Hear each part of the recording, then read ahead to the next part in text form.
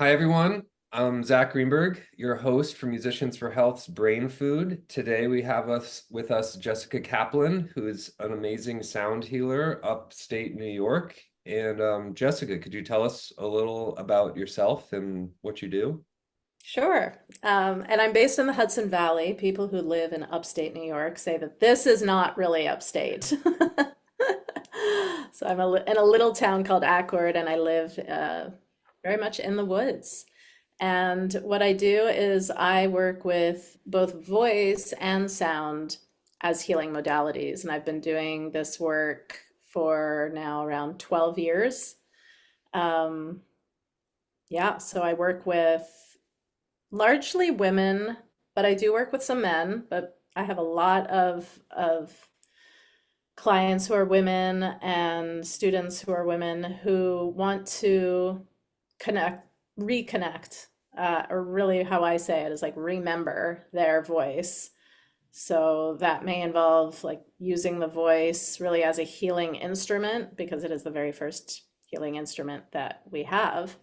And or just singing. A lot of women, have felt shut down from that, from singing, or even just using their voice and feeling comfortable speaking their truth. So it kind of runs, there's a pretty big range of what I cover in my work. And then with my sound work, I facilitate sound journeys, or if you'd like to call them sound baths. I sometimes call them sound ceremonies. Sound ceremonies are when they're a little bit longer and not they're not it's not just based on the length, but there's something for me around calling something a sound ceremony versus a sound bath that somewhat changes the the quality of it. And Yeah. within those, I work with various drone instruments. I love my shruti box, which is a classical Indian instrument that creates a drone. I have a 34 stringed instrument called a manolina by a company called Field Tones. I work with Himalayan bowls and crystal singing bowls and tuning forks and all kinds of different chimes and drum, and there's probably more in there. I have a, a handheld gong and yeah, lots of crystal. I think I've covered most of it, but there's a lot. There's more bells and whistles, and I'm always picking up more instruments, which is part of what happens when you get into this work. Yeah, that's one of my favorite things about having friends in this world is as primarily a composer and sound designer is there's always such fun, interesting toys and tools Mhm. around that are Yeah, so unique and endless. They're just endless as you start to search the world. absolutely. Totally. Yeah. Um, yeah, could you talk a little more about the voice work that you're doing? Especially, I know you're doing this, we were talking about the somatic work with Yeah, women and yeah, a little bit about where that comes from yeah, and kind of what you think it yeah. provides. And Sure. Yeah, maybe I'll first share like my origin story in terms of how I got into this work because that has to do with the voice work yeah, because really part of what I share is really was my own process with my voice. So I was a singer actually from really the time I could speak. I was always singing and loved to sing. It was my passion. I also loved music, so I started playing piano pretty young. And I got into musical theater through that and was really involved in musical theater and was singing and studying voice from a pretty young age, and that continued for many years. And then I got into yoga in my 20s and started to explore my spirituality, what that meant, just also going into more self-inquiry than I had previously done in my life, and just exploring yoga philosophy, meditation, of course, the physical practice, which is how I first got into yoga. And eventually, through that, is where I started to explore this new or this different aspect of my voice. So, as a yoga teacher, I was already probably a yoga teacher for nearly 10 years at this point.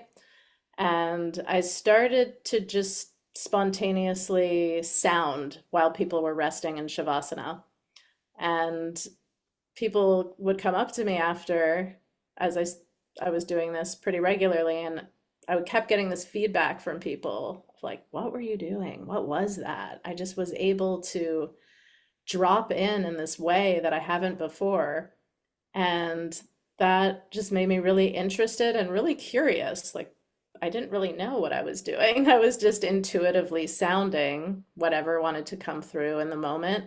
What was never a song. It might have some melody because I do love melody, but it wasn't anything I'd heard before. I hadn't experienced anyone doing this before at the end of a yoga class. So I started to get curious about it, and at the same time, people started just randomly talking to me at parties about sound healing. And I was like, sound healing? Huh, okay, that sounds interesting. That sounds like something I should know about. Maybe that's what's happening. And so I started Googling sound healing and found a program and kind of just like jumped in head first. Just decided, okay, I didn't really know that much about it. I actually did have one-on-one sound session. I happened to meet through a friend. I met someone who was working with a lot of Himalayan bulls, and I went over to his apartment in the Lower East Side for as a birthday gift to myself and received this private sound session, which may be the last time I've ever received a private sound session. And yeah, that was like pretty wild and wonderful. And so I was on this path of exploration, and I dove into this training. It was like almost a year-long training at the Open Center in New York City, where I was living at the time. And it was it was a great program. We studied with lots of different teachers. And also at the same time as I was studying sound, I as I was exploring my voice, I started sharing this with people because I knew there was like something more that wanted to come through me, and I felt like I needed a guide, like someone who had gone there before. And I turned out finding a teacher whose name is Bisan Toron, and she guided me into this practice called, at the time she called it creature work. I think she's calling it something similar, creature voices maybe now. But this practice just like, whoo, it just totally changed my relationship with my voice and just blew all the walls. Like I hadn't even realized that I had been in a box in terms of my relationship with my voice. But when I started doing this practice where really quite simply, it's just, I mean, the idea is simple, but it's not necessarily simple to do it, where you're just getting really quiet, getting really just connected with yourself, and then just letting sound move through you in the moment, Hmm. whatever wants to come through. So sometimes she calls it creature work because it's sometimes like really can be dark. A lot of grief would come through. I'd have these like different kinds of beings. I'd sometimes feel like an old lady, like a hunched over old woman from some other time. So it brought through, it felt like it was bringing through emotion and ancestral beings and things that I didn't necessarily connect with on a conscious level, but would come through my voice, and also were not always pleasing to the ear necessarily. Um, right? They were like sometimes the sounds I would make with her would just surprise me immensely. I didn't even know I could make that sound, and sometimes I'd have tears just streaming down my face, and I didn't even know why. So it was really powerful. I would say, like, it was, even though she would not refer to this work as shamanic, it definitely had that kind of quality. Having done work that is in that realm, it definitely had that quality of like stepping into other realities.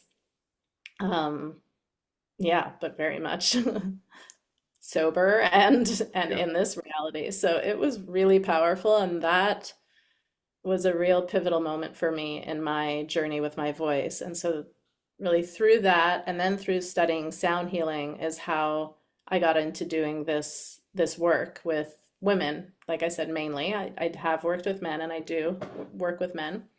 But women just started coming to me actually. I remember my very first student, she reached out to me. She just found me online and she asked if I would do private sessions with her. And at that point, I think I'd only been facilitating group work with the voice. And I said, yeah, absolutely, we can do this. And it was actually online because we weren't in the same place. This was pre-COVID. And we would get together on Zoom and I was just creating this on the spot, on the fly, and there was huge, yeah, she moved through a lot of trauma that she'd been through, and also she was someone who it was difficult for her to hear a note and repeat it Hmm. the same tone. Yeah. And that changed. That really changed over time with a lot of practice, with a lot of listening work. So it was since then I've just been growing this work and adding to it and studying somatic work myself so that I can bring that piece that piece that has you know working knowing how to work with trauma. So somatic experiencing is something I've been in training for, and that is really helpful is just having tools because as I started to work with women and the voice, not always, sometimes not, but often there would be trauma that would come to the surface. Yeah. Trauma that might relate to the voice or trauma that has no relationship to the voice because our voice is like I think of the voice as how our soul manifests out into the air, like it's an expression of our soul. Like it's when you think of the voice, it's really kind of curious. Like where does it? Yeah, we know the mechanics of how it's create of how the sound is produced through the vocal cords of how yes, it requires breath. So that we know the mechanics, but like where does it come from? It's to me it feels like quite mysterious and mystical. So it feels like something that like really carries our essence and our soul. Yeah. It's like our vibrational signature, our Yeah. voice. So it also holds within it like so much of our past, and I would even say our future, and like all the pieces that maybe we've like cast off to the sides, like, oh, that part's not good. Something I'm like, I'm going with this. Something I've been exploring a lot lately is in my own just personal journey is parts work, internal family systems. And that's the idea that we're not just one, like there is a whole self and there are also many parts. And those parts are often created when we're young, when we're children, some kind of trauma, big T, little t, and this part comes into being through trauma, and we can recognize that part. So, like, often you hear people say, like, there's a part of me that feels like this, but then there's another part of me, right, that feels this way. And so the parts work I find, especially with a voice, it feels very a really lovely compliment, Yeah. something that I'm like slowly bringing into my work because it's like the voice holds all the parts of us that we've, maybe rejected, or there's a lot of shame that I experience with my clients, my students, that comes up around the voice. Like, oh, my voice sounds terrible, or just memories of being, told to be quiet, told that their voice doesn't matter. So, It's really yeah, interesting. creating this fusion. Yeah. It makes me think of because A lot of what you're saying resonates a lot with the like duality of self, and because so much of it is also listening, right? And this connecting like our conscious, like our brain and our soul, and how our voice can really, it comes from this internal thing, but we have to find balance with that. Like when you were saying that um, your first student couldn't, repeat a note, and that's like such this connection of brain, like internal and external, because you have to be hearing that. And I think a lot of people also have that feeling, I find, with their voice too, of like when they hear themselves talk versus when they hear a recording of themselves or whatever, and feeling so uncomfortable with this and feeling out of balance with their voice. And I think a lot of times they overlook the fact that it's also their ears, and the fact that Right. they're listening and being in tune with the external as well as the internal, and how vocalizing is such a powerful way of finding some balance between that external and internal, because it takes these two different processes that really have to work together, Mm. and are kind of battling, like you're saying. Hmm. Yeah, very interesting and very powerful. Like they're both such strong and inherently. I sing some, but I'm mainly an instrumentalist, and we have the ability, for lack of a better term, to be able to hide behind our instrument a lot of times, and in the voice, you don't, we hide behind our technique and our instrument and our in theory and all of these things, versus voice, like you're saying, these people, these humans, these women can be coming to you with no musical background at all, just a voice and a set of ears, and that's all you need to start this work. Which, you also have a bunch of toys, and I have a bunch of toys and instruments and tools, but it's so beautiful and powerful to be able to not need any of that and just get to the humanism part of it. Yeah. Yeah, and of course the body, because the voice is really not just it's not just here, even though we point here when we speak about the voice, but it's the Yeah. entire body and it's beyond. So I'm also bringing in movement and practices of embodiment, like to feel ourselves in our body, because some people do not, Yeah. live in their bodies. We often live from here up, and in terms of sounding and singing, we want to sound and sing with our whole body connected to that. Hmm. Not if we sing, if you hear someone singing from here, from like the neck up, you can Yeah. really hear that and feel that. There's like the same way if you feel someone who's always in their head and you Yeah. spend time and you converse with someone who's like up in their head, you feel that. There's that like tightness, tension. Whereas if we're in our full body and we're connected to even beyond our body to the earth, to the ground, then that comes through. It comes through our expression. Yeah. So beautiful.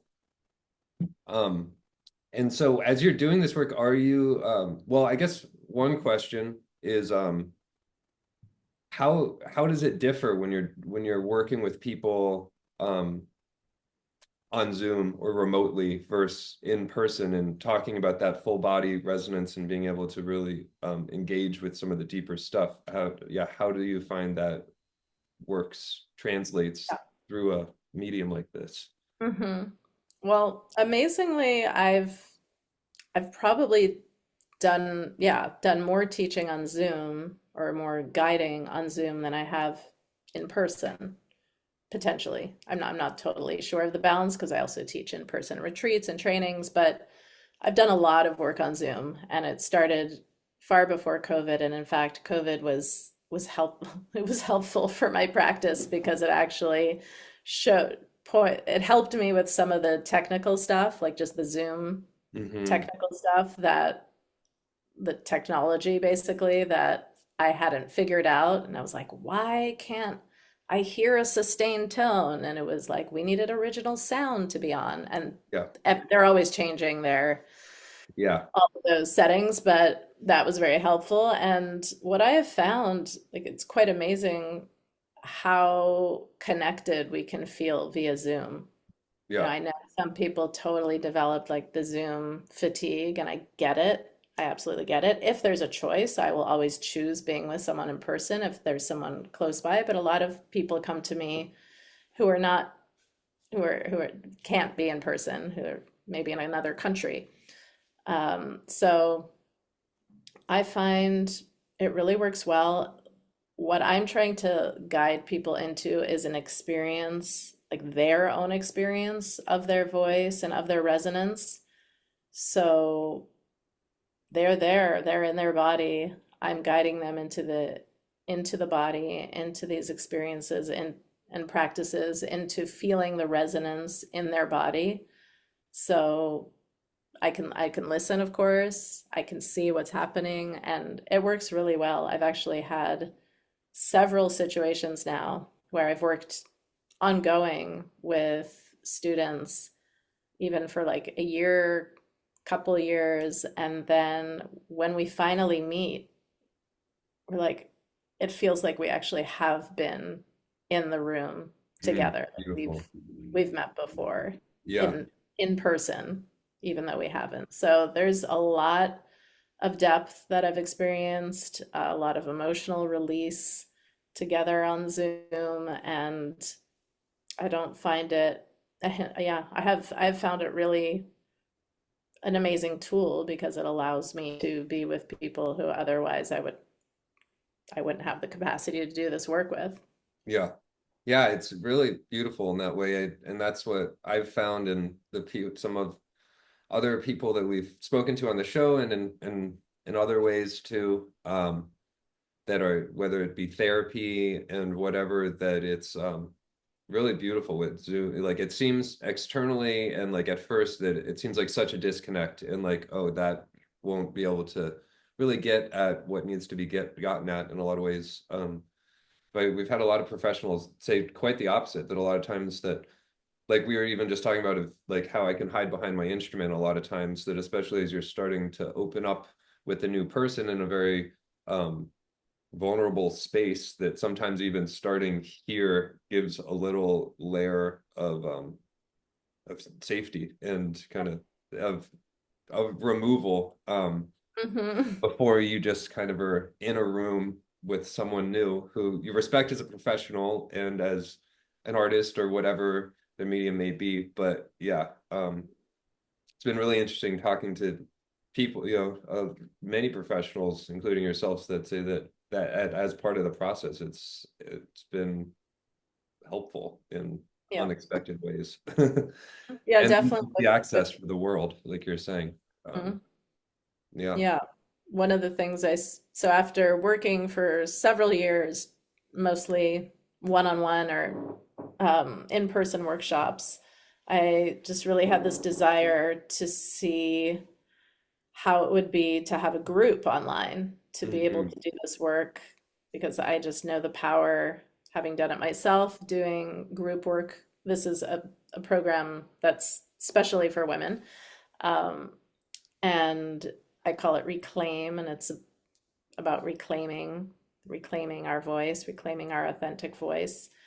And I was really inspired to try it, so I just went ahead and I got 10 women to sign up, one of whom was my mom, which was so sweet to Oh, have oh, her. yeah. It was during COVID, so it was also like a lot of people were at home and Mm, people had this kind of space, and and it was awesome. And it also did give people, like you said, like that comfort to do this work, which can be vulnerable, very vulnerable, and can bring out emotion. And maybe some people are more introverted, so it gives that cushioning of, if you need to just be in your space, if you need to even just turn your video off because you're going through something over there, that's cool. yeah. And that program I think I've done like 7 iterations of it now, and it's been a really beautiful experience to see how the alchemy of the group just creates so much support and so much growth for everybody in the container. Very cool. And Yeah. so what do you see next? Where are you Mm. future hold? Well, right now, my future is holding a yurt that is going to be, I'm pointing to it. It's going to be right over there, just a little ways from my home here in the woods, and I'm super excited for that. And there's going to be just a lot more possibility for me Mm. with having that physical space, just for my own creative, having space really to spread out and to have all my instruments and really be able to play and explore, and then also being able to host people, to have people in my space and offer sound ceremonies, offer sound journeys, offer the vocal work that I do. So while I do, and I'll also be able to have a really lovely space to do the Zoom work from. So Yeah. I'm super excited about that. And then in terms of the group work, I'm planning next spring to most likely do a longer version of Reclaim Mm. online, because what I found after doing it, I think it was 7 times now, that it really design like that container just it needs time. Like the voice isn't something that like, okay, do this, do this, do this, and poof, voila. Yeah. Okay, you have reclaimed your voice. It takes time. There's a lot of layers. Yeah. There's, the limiting beliefs. There's this, the psychological. There's the emotional. There's physical and like actual technique, like knowing how to breathe in a good way that's going to support your voice in an optimal way. Um, there's the energetic, there's so many pieces, and there's the spiritual. So I've really started to feel like while the 3 month or 4 month program is great, and I've seen actually huge transformations in the participants, I really I wanted more time. I want more time with everyone. I want people to feel also something that I did notice as we got out of COVID times and into back to busy life is that women started to say like, "Oh, I can't keep up with the material. I'm behind." And I know that feeling of feeling behind in a program that you've signed up for and genuinely want to do. Yeah. And I want people to feel really spacious. That's actually something I've been working on in my life is spaciousness. So I want people to feel, yeah, and especially these women who really want to open their voice and connect with that incredible instrument that it is. I want them to feel like they have time, like there's no rush, there's space and there's time, and that it can go slowly, that it doesn't, there's no rush. Yeah. Yeah. Well, Jessica, thank you so much for being with us. Really Thank you. appreciate it. Is there um anywhere that people can keep tabs on when, what you're doing and check out some stuff and yeah, join up with some of your programs? Absolutely. My website is www.jessicacaplin.com, and Caplin is with a C, so it's a little different. Um, and you can find out what I'm doing there. I teach sound trainings, I offer retreats. I'll be doing a lot more stuff here on my land here and in the yurt once it's up, probably in the spring. And you can also find music. I'm on SoundCloud and on Spotify. I'm currently up there as Just Sonica, which was it's a fun little alias I'm playing with. Love it. And yeah, we'll attach links to this video so it'll be easy for all of you at home to click away and check everything out. And thank you again, Jessica. Beautiful work and so amazing to hear from you and hear a little about Yep. sound healing. Thank you so much.